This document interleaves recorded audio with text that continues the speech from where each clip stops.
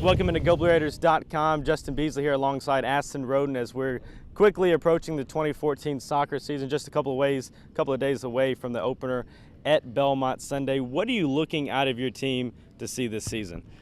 Well, I mean, I think, last season we were very young. I think we had 11 freshmen, 12 sophomore, 5 juniors.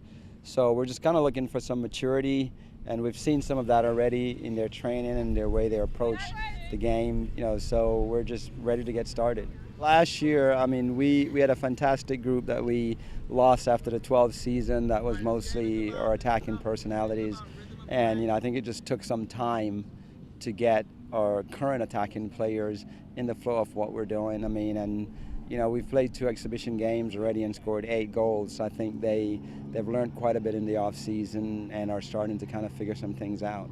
Not to look too far ahead into the schedule, but next Sunday, home opener against Alabama, an SEC opponent, has to be awfully exciting for you and the players to open at home with such an exciting opponent. Yeah, I mean, every SEC opponent has been strong, but I mean, that's the tradition for our program. I mean, we typically play 2-3 SEC teams this year. So, while we're not necessarily even looking towards the Alabama game right now, for us it's really just another game. We touched a little bit about the offense. This year you have Torrey Hawkins, kind of the juggernaut on offense, and also Peyton McCullum, who's shown a lot of promise as a freshman already through these early exhibition games. Yeah, I mean, the offense has been very strong. I mean, you've got a lot of new players coming in, a lot of returning players that, like I said, are maturing. I mean, certainly Torrey's there. Grace Summers is there. You've got newcomer Celia Clasby from Norway.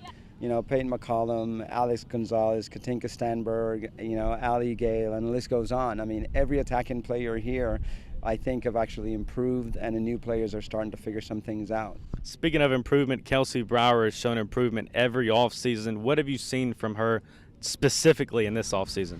I think, she's able to manage herself a lot better in the goal and is able to manage her teammates a lot better in front of her.